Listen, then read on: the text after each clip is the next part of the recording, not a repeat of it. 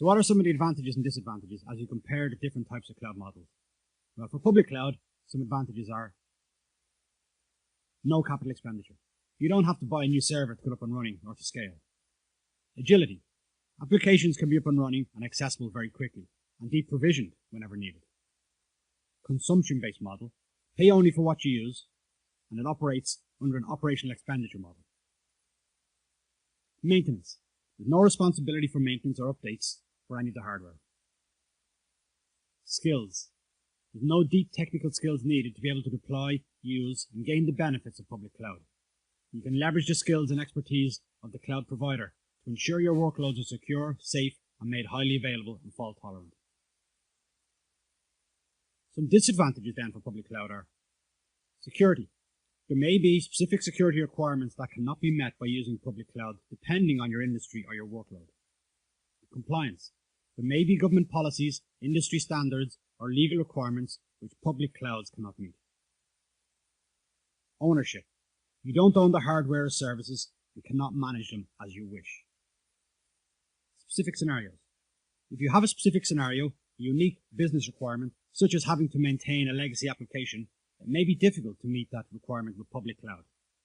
Let's move on and take a look at some of the advantages for private cloud. Control. You have total control over the resources and can configure them any way you wish. Security. You have total control over security. Compliance.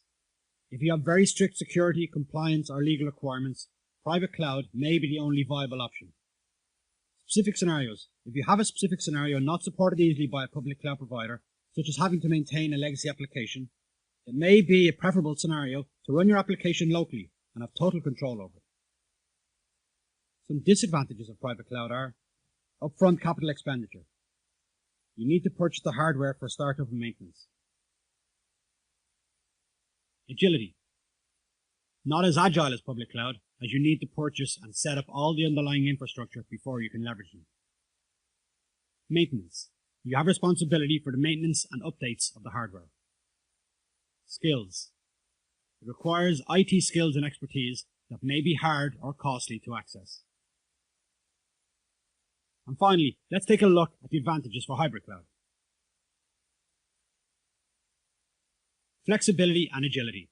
The most flexible and agile scenario, allowing for decisions to run either locally, in private cloud, or in the public cloud, depending on your need. Costs. You can take advantage of economies of scale that comes with public cloud. Control. You can still maintain total control over application and data if you need by using your private cloud option. Security. You can have total control over security in your private cloud. Compliance. Maintain the ability to support very strict security, compliance, or legal requirements if needed. Specific scenarios. You can maintain the ability to support specific scenarios not supported easily by a public cloud provider, such as running legacy applications. In this case, you could keep an old system running locally and connect it to the public cloud for authorization or storage, or you could host a website in the public cloud and link it to a highly secure database hosted in your private cloud, for example. And some of the disadvantages for hybrid cloud. Upfront capital expenditure. Upfront CapEx is still required before you can leverage a private cloud. Costs. Running 2 deployment models can be more expensive than selecting 1 deployment model. Skills. Deep technical skills are still required to be able to set up the private cloud. Ease of management. You need to make sure there are clear guidelines to avoid any confusion, complications, or misuse.